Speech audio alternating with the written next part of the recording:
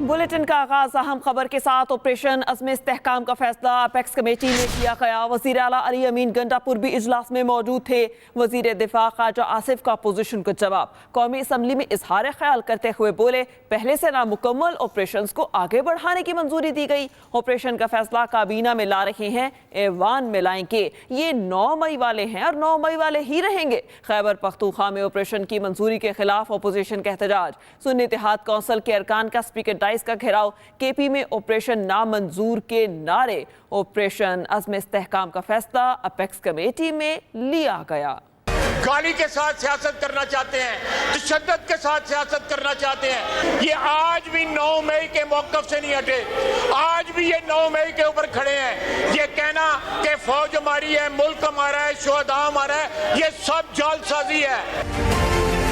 कौमी असम्बली का हंगामा खेज इजलास, अपोजिशन का शदीद एहतजाज और नारेबाजी। ऑपरेशन नामंजूर के नारे। जमीयत उलमा इस्लाम भी सुन्नी इत्तेहाद कौंसिल के साथ एहतजाज में शामिल। स्पीकर अयाज सादिक की ज़ेरे सदारत इजलास शुरू हुआ तो सुन्नी इत्तेहाद कौंसिल के आमिर डोगर ने नुक्ता एतराज़ पर बोलने की इजाज़त मांगी। इजाज़त ना मिलने पर अपोजिशन अरकान एहतजाजन वॉकआउट कर गए। ताहम पीपल्स पार्टी के सीनियर रहनुमा खुर्शीद शाह ने ऐवान की रवायत बरकरार रखने की तजवीज़ दी। हमारे ख्याल में ये है कि हम में से कोई वजीर जाए, उनसे बात करे, उनको लेके आए। ये रवायत है इस पार्लियामेंट की। वो आते हैं नहीं आते, मगर हम अपनी रवायतों को, उस पार्लियामेंट को मजबूत और मुस्तहकम बनाएं रवायतों से।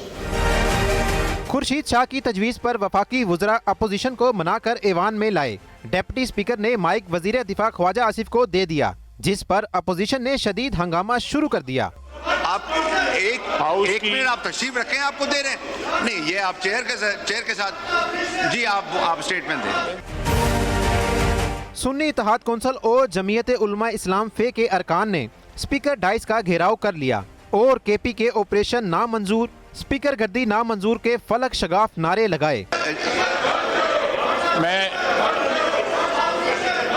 वजीर दिफा ख्वाजा आसिफ ने एहतजाज की परवाह न करते हुए अपोजिशन को आड़े हाथों लिया। ये जब मफादात के तहफ़्फ़ुज़ के लिए पैंतरे बदलते हैं, रंग बदलते हैं, तरले करते हैं, पाँव पड़ते हैं, बाप बनाते हैं, उसके बाद जो है यहाँ पे एहतजाज करते हैं। बिजली ये चोरी करते हैं, बिजली बंद करते हैं तो उसमें भी एहतजाज। दहशतगर्दी के खिलाफ लड़ते हैं, उसमें भी एहतजाज। ये सिर्फ और सिर्फ अपनी सियासत के साथ है, ना मुल्क के साथ है, ना इस ईमान के साथ है, ना आइन के साथ है। वजीर दिफा ने खैबर पख्तूनख्वा में इस्तेकाम पाकिस्तान ऑपरेशन के आगाज की तस्दीक करते हुए कहा, इसकी मंजूरी एपेक्स कमेटी में दी गई है, जहां वजीर आला खैबर पख्तूनख्वा भी शरीक थे। इस दौरान अपोजिशन अरकान ने स्पीकर डाइस के सामने धरना दिया। Waqas Ahmed, express news, Islamabad. आपको बताएं कि ऑपरेशन शुरू करना है तो अस्करी क़यादत पार्लियामान को इन कैमरा ब्रीफिंग दे। चेयरमैन PTI बैरिस्टर गौहर का कौमी असम्बली में इजहार ख्याल। कहा, कोई भी ऑपरेशन सिर्फ अपेक्स कमेटी में तय नहीं हो सकता। मिलिट्री ऑपरेशन शुरू करने के लिए पैरामीटर्स तय किए गए थे। वफाकी हुकूमत ने किसी मामले पर भी ईवान को एतमाद में नहीं लिया। एक ऑर्डर हुआ है, एपेक्स कमेटी ने फैसला किया है और एपेक्स कमेटी कर रही है कि हम इस्तेहकाम में ऑपरेशन शुरू करने जा रहे हैं। मिलिट्री कोई भी ऑपरेशन हो, चाहे वो जनरल हो, चाहे वो इंटेलिजेंस स्पेसिफिक हो, चाहे वो किसी भी सूबे में हो, इतना बड़ा फैसला करने जा रही है वफाकी हुकूमत। पहले से कि आप फैसला कर लें, आप इस ईमान को, उस इशू को ले आएं। हम चाहते हैं कि ईमान की बालादस्ती कायम हो और जो फैसला हो वो ईमान के कंसेंसस और मशवरे के साथ हो। इसलिए हम मुतालबा करते हैं कि वही क़यादत दोबारा आके इस पार्लियामान को इन कैमरा ब्रीफिंग दे और उसके बाद में कार्रवाई हो, और जो कार्रवाई हो वो ईमान के मशवरे के साथ हो। PTI का किसी ऑपरेशन की हिमायत करने से इनकार। तहरीक इंसाफ के ऑपरेशन अपने इस्तेहकाम पर शदीद तहफ़्फ़ुज़ात। अपोजिशन लीडर उमर अयूब ने कहा, रूल ऑफ लॉ होगा तभी मुल्क में अमन आएगा, लोगों को डंडे मारकर अमन नहीं लाया जा सकता। रहनुमा PTI असद कैसर ने कहा, कोई भी कमेटी आइन को नज़रअंदाज नहीं कर सकती। आज तक कौन सा ऑपरेशन कामयाब हुआ है? आप इतना बड़ा फैसला कर रहे हैं तो आप इस पार्लियामेंट को खाते में भी नहीं लाते, तो फिर ये पार्लियामेंट है किस लिए? आपका डिफेंस मिनिस्टर बैठा रहता है, अपनी दुखड़े सुनाता रहता है, और जब इतना बड़ा फैसला हो रहा है तो उसमें पार्लियामेंट को एतमाद में नहीं लिया जाता। किसी किस्म का कोई ऑपरेशन होता है, पार्लियामेंट को कॉन्फिडेंस मिले, पार्लियामेंट में ये चीज आती है और जो चीज है जो वजीर आजम इमरान खान साहब ने बार कही है कि हम लोग किसी और के जंग में अपने आप को नहीं धकेल सकते।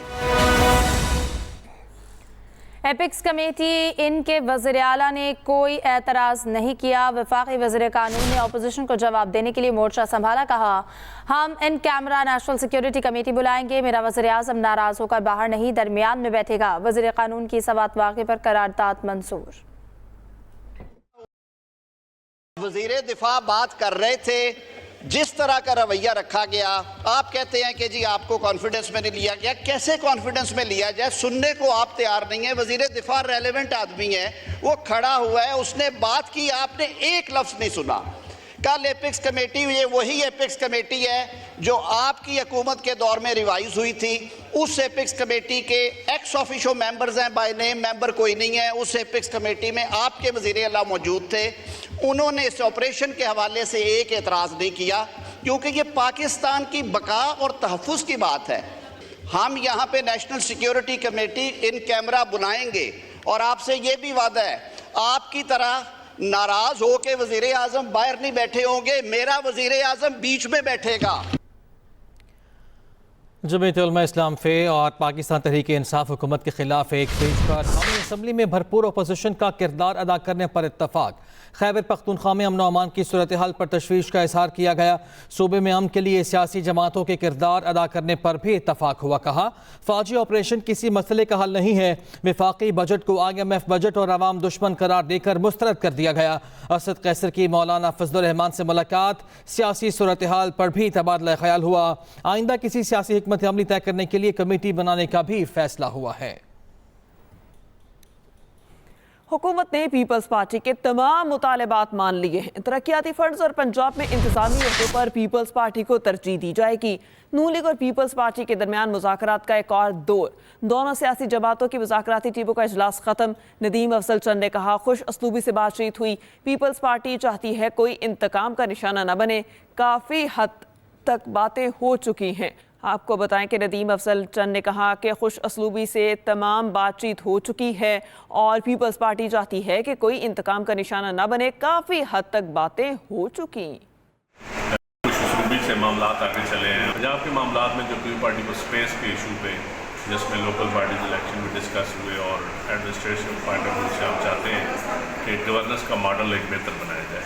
पीपल्स पार्टी नहीं चाहती कि कोई भी कस्टमाइज हो पंजाब में और एक अच्छी डेमोक्रेसी हम अच्छा डिलीवर करें। वो उसमें बड़े पॉजिटिव चीज़ें हमारी तरफ से थी और उनकी तरफ से भी बड़ी पॉजिटिव चीज़ें थी। उनकी भी कल मीटिंग हुई थी आपस में, उसके बाद मामला आगे चले। अभी तक नून लीग की तरफ से अपने किए हुए तहरीरी मुआहदे पर अमल दरामद नहीं हुआ था, तो आप कैसे उसी मुआहदे पर अमल दरामद करवाने के लिए हम ये मीटिंग हो रही हैं। अच्छी एडमिनिस्ट्रेशन दे दें, अच्छा गवर्नेंस मॉडल दे दें पंजाब को, और उस पर उन्होंने इत्तफाक किया। मज़ीद वाक़े पर GIT ने अपना काम शुरू कर दिया है। SP इन्वेस्टिगेशन बाचा हजरत खान ने कहा, गिरफ्तार मुल्ज़िमान से तफ्तीश जारी है। अब तक 23 नामजद मुल्ज़िमान को गिरफ्तार किया जा चुका। मज़ीद गिरफ्तारियों के लिए कार्रवाइयाँ जारी हैं। वक़ूआ के हवाले से 2 FIR जो है वो दर्ज रजिस्टर हो चुके हैं। एक FIR जो है वो इब्तिदाई तौर पर मुबैना जो तौहीन का मुर्तकिब शख्स था और लोगों ने हवाला किया था, उसके खिलाफ दर्ज रजिस्टर हो चुके हैं। दूसरी FIR जो बाद में डेवलपमेंट होकर लोग को तानी पे दावा बोल दिया और जलाओ कर दिया, फायरिंग के वो हुई। GIT ने बाकायदा अपना काम शुरू करके तकनीकी और साइंटिफिक शवाहिद हासिल करने के बाद FIR में नामजद मुल्ज़िमान की जो गिरफ्तारी है उसका सिलसिला शुरू है और अब तक 22 नामजद मुल्ज़िमान बाकायदा की गिरफ्तारी अमल में लाई जा चुकी है। पुलिस का जो है वो बिल्डिंग का भी नुकसान हुआ है। थाने के अंदर सरकारी गाड़ियां और मोटरसाइकिल खड़ी थी, उनको भी